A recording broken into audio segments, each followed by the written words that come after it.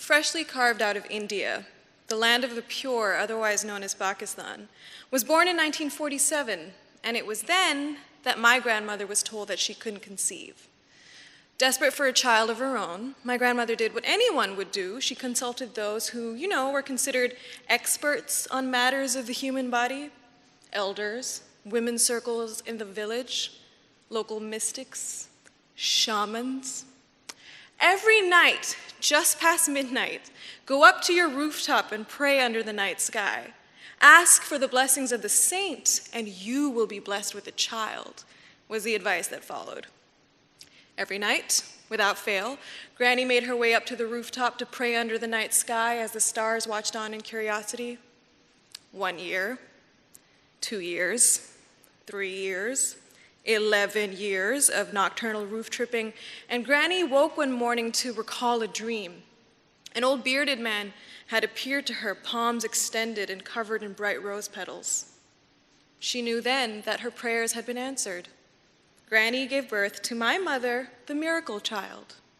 Cut to the sights and sounds of my mother, Rabia Yasmin's upbringing. Toys, my grandfather made them for her by hand. Clothes, Granny had them custom tailored in all the latest fashions. Yep, happily nestled at her windowsill, gazing dreamily into the horizon, my mother grew into a young woman treasured, nurtured, and sheltered. Those who knew her growing up tell me that she was actually fun. Khanda Gul, they called her, which translates to laughing flower. In a world where society had pretty much laid out the path for those of our gender under the guise of destiny, you could say that my mother had it all. Cut to 2012, the year that my father died. After a long battle with lung cancer, we returned our father to the earth, and with that, my mother was widowed at 54, reconciling what was a loveless 25 years of suffering.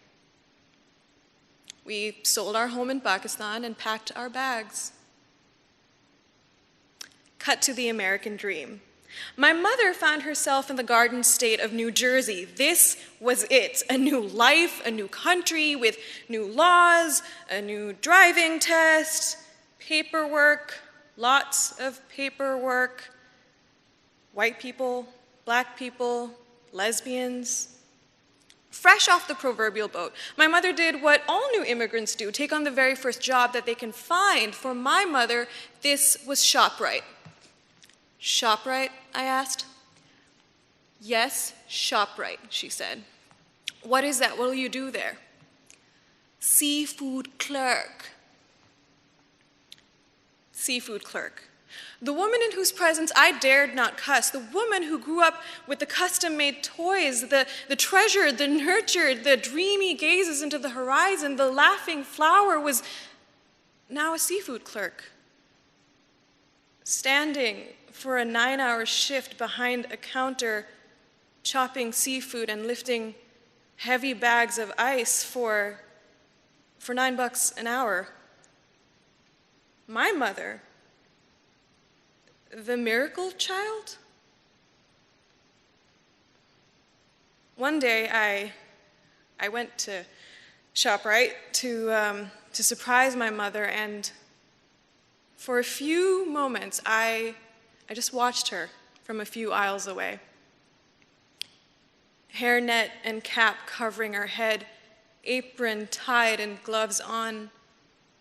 My mother had become an image I couldn't have ever imagined. And in that moment, I felt my heart twist into a knot of confusion and pain and guilt and conflict. How did she get here?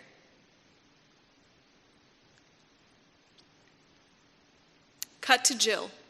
We all know Jill.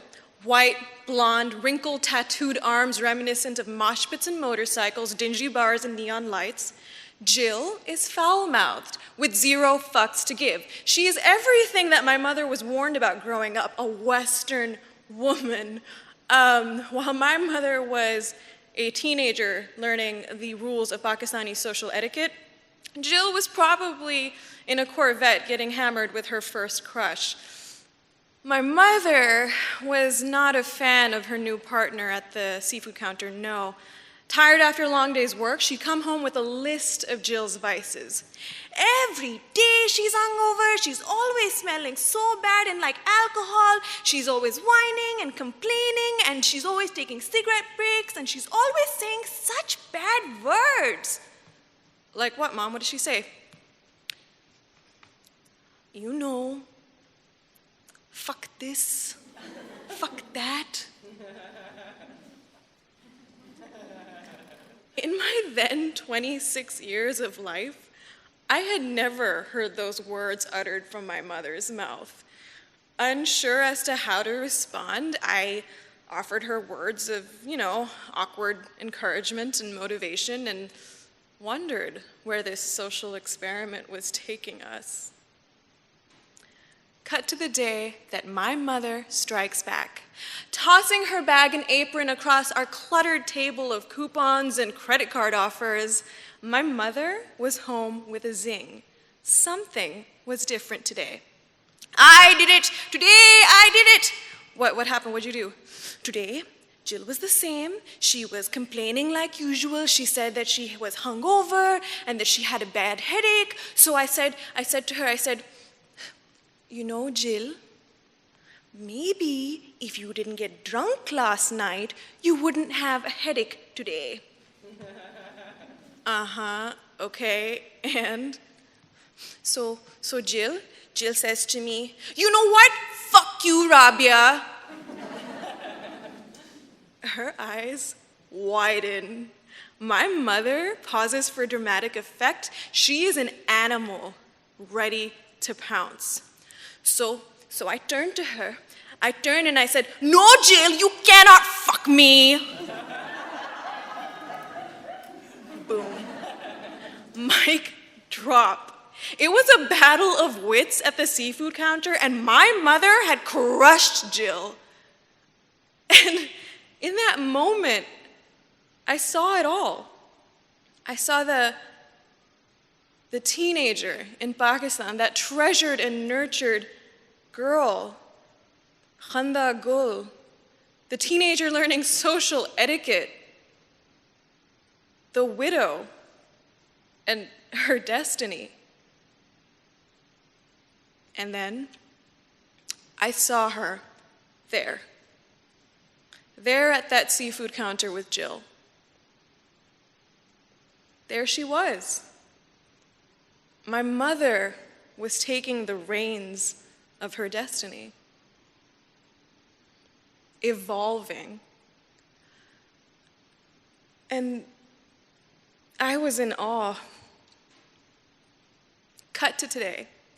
Today, my mother is a cashier at Walmart. She's moved up in the world, yes. Jill, well, they managed to find that, workplace love-hate balance, as you do. My mother now talks about the love lives of her lesbian coworkers. She befriends her customers of all races and even enjoys the occasional glass of sangria, which she pronounces Shangri-La. My mother is proof that the human being is capable of anything, that we each have the power to restart, to relive, to reevaluate ourselves and recalibrate our ideas about the world, and that it's never too late. You could say that she's a bit of a modern-day miracle. She is the miracle child. Thank you.